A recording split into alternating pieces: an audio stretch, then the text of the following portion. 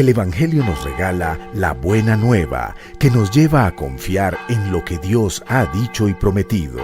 Nos indica que en Jesucristo somos salvos y tenemos la vida eterna.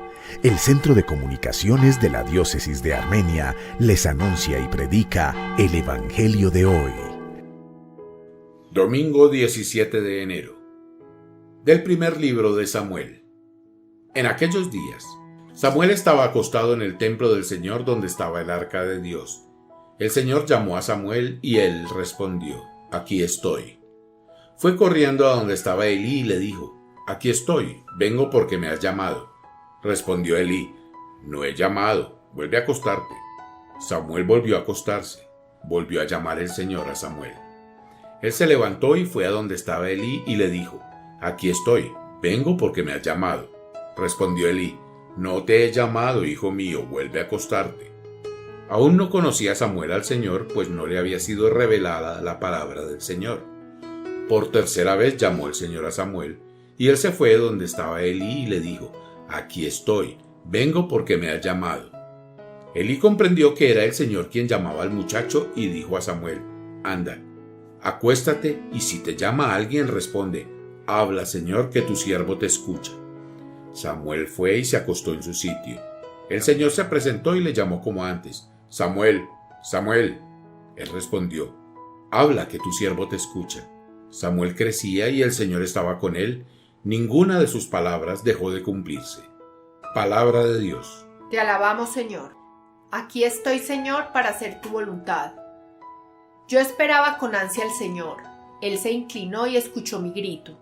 Me puso en la boca un cántico nuevo, un himno a nuestro Dios. Aquí estoy, Señor, para hacer tu voluntad. Tú no quieres sacrificios ni ofrendas, y, en cambio, me abriste el oído. No pides sacrificio expiatorio. Aquí estoy, Señor, para hacer tu voluntad. Entonces yo digo: aquí estoy, como está escrito en mi libro, para hacer tu voluntad. Dios mío, lo quiero y llevo tu ley en las entrañas. Aquí estoy, Señor, para hacer tu voluntad. He proclamado tu salvación ante la gran asamblea. No he cerrado los labios. Señor, tú lo sabes. Aquí estoy, Señor, para hacer tu voluntad. Segunda lectura de la primera carta del apóstol San Pablo a los Corintios. El cuerpo no es para la fornicación, sino para el Señor, y el Señor para el cuerpo. Dios, con su poder, resucitó al Señor y nos resucitará también a nosotros. ¿No sabéis que vuestros cuerpos son miembros de Cristo? El que se une al Señor es un espíritu con Él. Huid de la fornicación. Cualquier pecado que cometa el hombre queda fuera de su cuerpo, pero el que fornica peca en su propio cuerpo. ¿O es que no sabéis que vuestro cuerpo es templo del Espíritu Santo? Él habita en vosotros porque lo habéis recibido de Dios. No os poseéis en propiedad porque os han comprado pagando un precio por vosotros. Por tanto, glorificad a Dios con vuestro cuerpo. Palabra de Dios. Te alabamos, Señor. Del Evangelio según San Juan. Al día siguiente se encontraba de nuevo allí Juan con dos de sus discípulos, fijándose en Jesús que pasaba. Dice: «He ahí el Cordero de Dios». Los dos discípulos le oyeron hablar así y siguieron a Jesús. Jesús se vuelve y al ver que le seguían les dice: «¿Qué queréis?». Ellos le respondieron: «Rabí», que quiere decir maestro, «¿dónde vives?». Les respondió: «Venid y lo verás». Fueron pues, vieron dónde vivía y se quedaron con él aquel día. Era más o menos la hora 10. Aunque el hermano de Simón Pedro era uno de los dos que habían oído a Juan y habían seguido a Jesús. Este se encuentra al amanecer con su hermano Simón y le dice: «Hemos encontrado al Mesías», que quiere decir Cristo, y le llevó donde Jesús. Jesús, fijando su mirada en él, le dijo: «Tú eres Simón, el hijo de Juan, tú te llamarás Cefas», que quiere decir piedra. Palabra del Señor. Gloria a ti, Señor Jesús. Queridos hermanos, iniciamos nuestra semana de la mano del Evangelio de Juan. Y en esta ocasión, en el capítulo 1, nos encontraremos con el llamado de sus primeros discípulos, Andrés y su hermano Simón Pedro. Y es un evangelio naturalmente vocacional.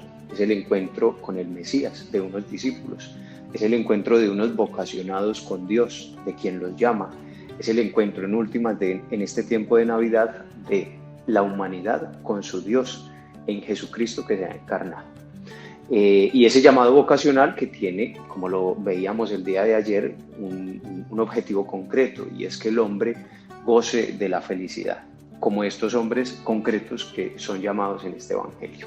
El Evangelio gira en torno a algunos elementos, yo me detendré únicamente en dos. Uno de ellos es una pregunta. Jesús le hace una pregunta a aquellos que han sido remitidos por Juan. Puesto que lo están siguiendo, dice el texto que Jesús se vuelve, es decir, Jesús se gira, puesto que va de camino, se gira para mirar hacia atrás y ver a los discípulos que le están siguiendo. Y la pregunta es típica del Evangelio de Juan. La pregunta es, ¿qué buscas? ¿Qué buscan? La pregunta aparecerá explícitamente en diferentes ocasiones y no quedará una respuesta evidente. ¿Qué buscas? Le va a preguntar al centurión, al soldado romano, cuando se encuentran en el Getsemaní. ¿Qué buscas? ¿A quién buscas? Y la pregunta nunca queda respondida en el Evangelio de Juan, nunca queda una respuesta evidente. Y no queda una respuesta evidente puede ser porque el corazón del hombre nunca sabe lo que busca, no sabemos lo que buscamos, incluso de unos vocacionados, incluso de estos discípulos, no saben lo que buscan. Buscamos en ocasiones bienes, buscamos en ocasiones amor, buscamos en ocasiones afecto, y como no encontramos allí un sustento, un fundamento para nuestra felicidad, pues buscamos en otro sitio. Buscamos en más dinero, buscamos en más afecto, buscamos en más personas, sabiendo que la respuesta nos la da el Señor. Vengan conmigo y lo verán. Encontrarnos con el Señor en este tiempo de Navidad, en últimas, es una invitación a la reflexión, es una invitación a encontrarnos con Él. ¿Y dónde nos encontramos con Él? Pues nos encontramos con Él en la Eucaristía. Nos encontramos con Él en la palabra. El segundo elemento es la mirada de Dios. Si nosotros miramos cuántas veces aparece el verbo mirar, aunque en el fondo aparecen otros verbos también que significarían también mirar, el texto nos habla de la mirada de Dios, la mirada de Pedro, la mirada de Jesús, que es una mirada de amor, es la mirada de quien llama, la mirada del amor que embellece al ser amado, la mirada de Dios que llama, por tanto que da una vocación y que en esa vocación ama.